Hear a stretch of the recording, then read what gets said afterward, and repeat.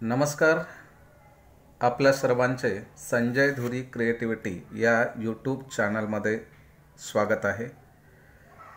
चॅनलला सबस्क्राईब केलं नसेल तर सबस्क्राईब करा, कारण आज आपण निसर्गाच्या सान्निध्यात ईश्वराच्या दर्शनासाठी आलेलो आहोत, अर्थात मार्लेश्वर.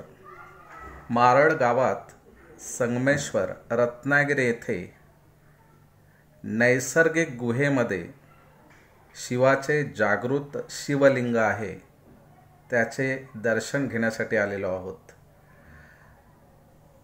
रमणीय परिसर, मनमोहक दृश्य पाहत पाहत सरबताचा आस्वाद घेत, कोकणी मेवा खात खात 500 पायऱ्या चढून आपण वरती जाणार आहोत.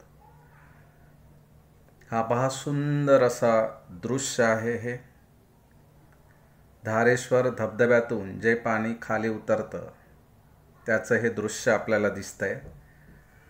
बरेचसे भाविक या पायऱ्या चढून जात आहेत. 500च्या वरती पायऱ्या चढाव्या लागतात.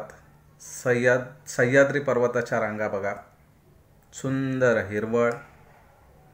हिरवळीने नटलेला हा परिसर. या मार्लेश्वराची कथा आहे ती म्हणजे इसवी सन 1800च्या सुमारास आंगवलीचे सरदार अनेराव साळुंखे एकदा शिकारीचा पाठलाग करत घनदाट जंगलामध्ये जातात. तेथे गुहेत त्यांना साक्षात श्री शंभू महादेवाचे दर्शन होते. तोच हा मार्लेश्वर, आणि तो दिवस होता मकर संक्रांत. असं म्हणतात की भगवान परशुरामाने मारळ या ठिकाणी मार्लेश्वराची स्थापना केली. हा बघा, सुंदर परिसर आपल्याला दिसतो आहे. आणि अशा या परिसरामध्ये निसर्गाच्या सानिध्यात निसर्गाचा मनोमुराद आनंद लुटत आपण पायऱ्या चढत वरती जात आहोत. हे बघा धबधबे. हा धारेश्वर धबधबा आहे. सुंदर धबधब्याच्या धारा आपल्याला दिसत आहेत. अजून पावसाळा सुद्धा सुरू झालेला नाही आहे.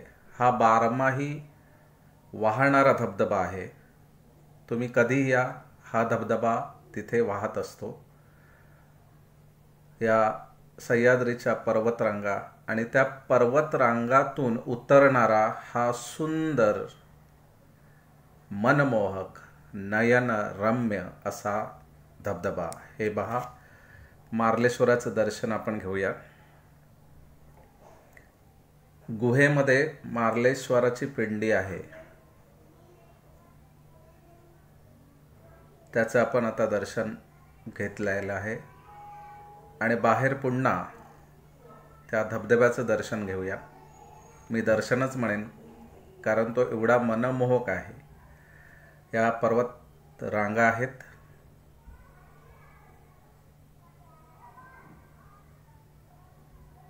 येथे मार्लेश्वराचा विवाह सुद्धा संपन्न होतो. म्हणजे कोंडगाव साखरपा आहे, तेथे श्री गिरजाई देवी आहे. मकर संक्रांतीच्या दिवशी हा विवाह सोहळा पार पडतो आणि तेथे मोठी जत्रा असते. त्याशिवाय कोजागरी पौर्णिमा, महाशिवरात्र, श्रावणी सोमवार यावेळी सुद्धा बऱ्याच यात्रा इथे येतात. इथलं खास वैशिष्ट्य म्हणजे साप. इथले जे साप फिरत असतात ते कोणालाही इजा किंवा दंश करत नाहीत. हा मोठा इतिहास आहे. हे सगळे भाविक आणि हा परिसर पाहत असताना आपण एवढ्यावर चालून जातो, त्याचा थकवा कुठेही जाणवत नाही. तुम्ही या ठिकाणी एकदा तरी अवश्य भेट द्या. मुंबई गोवा महामार्गालगतच हे ठिकाण आहे. धन्यवाद.